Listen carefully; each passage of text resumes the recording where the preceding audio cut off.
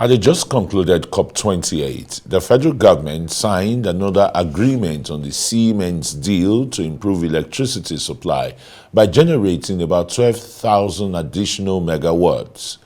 Also, as part of improving the power supply, President Tinubu had signed the new Electricity Act to empower states to generate, distribute, and transmit electricity, and recently, the Minister of Power said the federal government will consider transferring its shares in DISCOs to the states. These statements from different government officials create some confusion as to the best policy choice for efficiency in the power sector. Should the federal government hand over the DISCOs to the states? What should be done to make the new Electricity Act work in the light of the new Siemens deal? Associate Professor of Law, Dr. Sam Amadi, joins us tonight to look at these issues.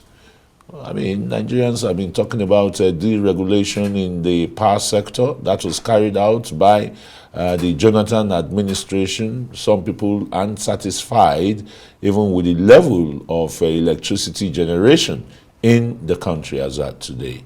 Should the government really hands off the DISCOs? Would that be a way to improve efficiency and generation?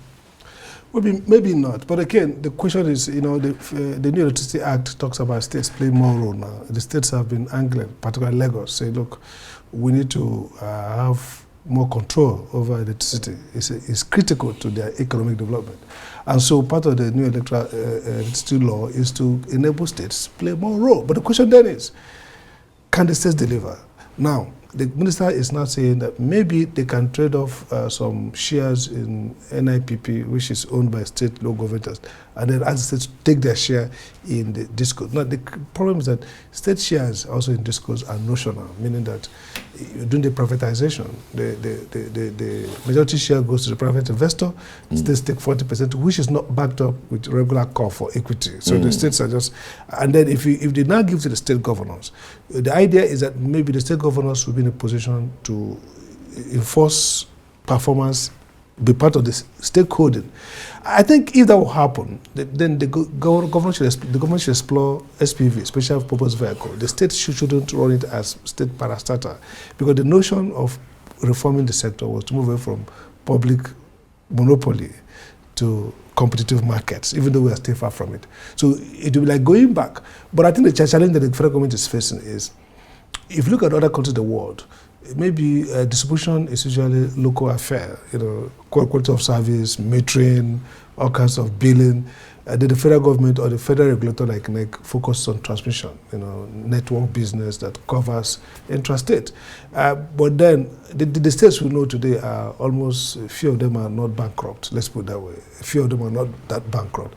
And a few of them have shown some even policy consistency, some kind of bureaucracy. I mean, many of them are governed like personal fiefdom. We've seen abolish local governments, they have no physical control, transparency. You can't even be sure of their processes. So the question will now be, is there any investor who would really like to, be in business with states, raw states? Few states maybe that have shown some capacity.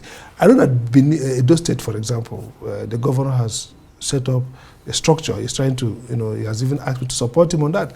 Lagos is okay, has been a leader in this area. That Akwa Ibom has generating capacity, but has not shown any regulatory framework. So the question now would be, how do I thought you were going to call even Marbon Energy in those are private. Private. Yes. 39 megawatts that can power the whole of the north. We do have We do have those privates like Marbon you're talking about. I license them. The question is, do you have states that have the capacity to create a transparent business model, allow these guys to feed in their power in a commercial way? Again, so the point is, if you look at the New Electricity Act, if the states, couple of states come together, let's say Abuja Disco, you're talking about Niger, FCT as, Nasarawa, Niger State, and I think that's all.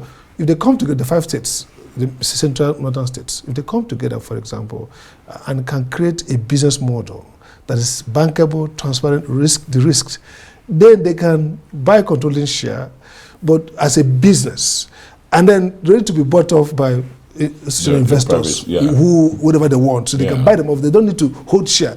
All they need is a regulatory framework to drive. So I think federal government probably could say these states are closer to this network. So maybe we outsource.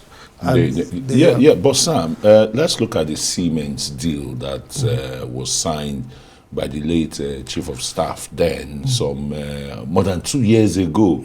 There's a renewed deal again, and yet we've not seen any delivery. Even the German Chancellor was here in Nigeria promising a lot of MOUs were signed and the rest that power is part of it, you know, and yet it looks really slow. Absolutely. Well, I think Nigerians get carried away by MOUs. I mean, this government has probably signed a handful. They go to COP28, they sign some. Even states, even Nigerian agencies signed MOUs in Dubai. I mean, scandalous. The key point is this. The Siemens deal is a deal that has components of procurement, franchise. So the company Siemens is prepared to sell assets to you, make commitments to give you equipments that would help you reduce losses, either at the level of transport or distribution. Now your project management capability is not factored in. The government says COVID interfered, and took away some of the time. And so what they have signed actually is part of the original plan, which were not able to be delivered. But several factors will have to be put in place. One is your capacity to monitor and manage the project once it gets from paper to on the ground. Second is that there are multiple layers of interventions that need to be aligned. So the Siemens deal is it's equipment support for improving network distribution and transmission. Now you have to have right policy support from the ministry. You have to right regulatory support from the regulator, NERC. So several things need to work together. And so the measure of the public sector efficiency is what we're not dealing with here. So we are easy to say, get the private sector to come and help us. But the private sector measure of success, people say, why are they successful in Egypt? Siemens, the same Siemens. Why are they not doing so in Nigeria? Because the efficiency of the state is the variable that changes here. If their state is not efficient, if their public officials, if they are just signing up agreements without even thinking around what they actually need. In the case of India, in the case of Egypt, for example, they had a clear system of generating power. They signed up megawatts and gave them capacity, opportunity to create that megawatt in 5 or 3 years. Why are we not? Why is Nigeria not given so much opportunity, to the private sector, the private investor? Just like you talked about Mabon Energy with the Dadinkoa, power station, 39 megawatts, and you'd have expected other key players to be given the opportunity. To be given the opportunity. The problem is that, you see, when you do it well, like for example, Mabon Energy, you say, look guys, we want you to help us with 35 or so megawatts. 39. So the government buys it from you, authorize it, you produce for them. Is end to end, because the government knows what it wants. The problem with Nigerian government is that oftentimes they just carry half-heartedly the so-called PPP framework.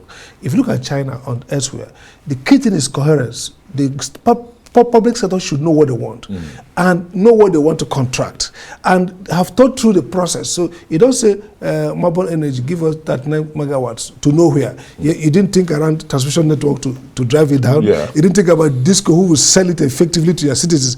The difference between us is that these guys who use the private sector use it to work because they first know what they want for the private sector. The private sector is not the one who come to them and say, we can sell you X. They go to the private sector, we need X, and you can provide X well. This X we need, this is how we use it. So they already know, they already planned the process, they already plan end to end. They know when you are going to deliver. 3 years, and all the constraints have been removed, all the enablers they put in place, so that by the time you're delivering that 39 megawatts, the willing capacity is available to take it to the market, the pricing methodology is clear, the customer cluster who will take it is clear, end to end. It's what we do is that we're not developmental. We're not planning development. We just fix. Maybe somebody comes, access to you and say, look, you know what? That should be really worrisome to the Minister of National Planning. No, we're not planning development.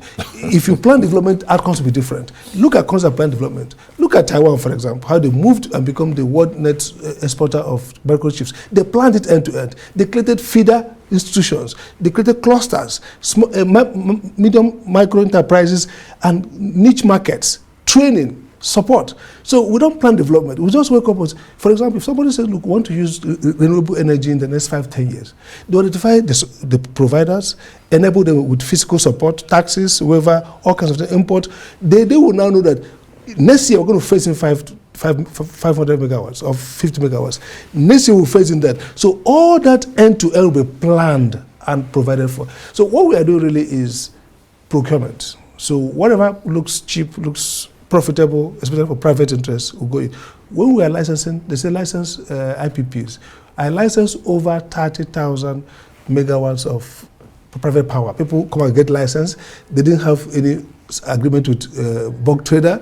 They didn't have agreement with TCN. They don't even know whether there will be transmission network by the time they finish that. That's not development. That's not development. So people just thought that maybe there's a windfall here. Maybe at a point, government will give us some kind of bonanza. That's not the way private sector is used in other sectors. You have to be the state coherent, clear-minded about what you want, and you reinforce what you want. Yes, and Dr. Sam, if the government must know one or two of the biggest power stations in the country, the Sapele, 1 and 2, they are not functioning, they are dead. They are not generating many any of them, electricity. those who are generating are like 50% or dead. less. And if you look at why they're dead, maybe... That's a town where electricity came as far back as 1929, during the colonial era. Lagos has by 1896, but the problem is that if you go and they audit now, discover that maybe they don't have even access to gas. They don't have gas agreements, they have no capacity. So things keep failing. So I think we need to move away from big for nothing, like I always argue, and get back to process plan. All right. If you're going to do these citizens, are you put into all the contingencies? Are they aligned? All the variables that you can deliver? Well, we'll find out that as time, moves on and the rest. Thanks so very much, Associate Professor of Law, Sam Amadi, for coming on Newsnight.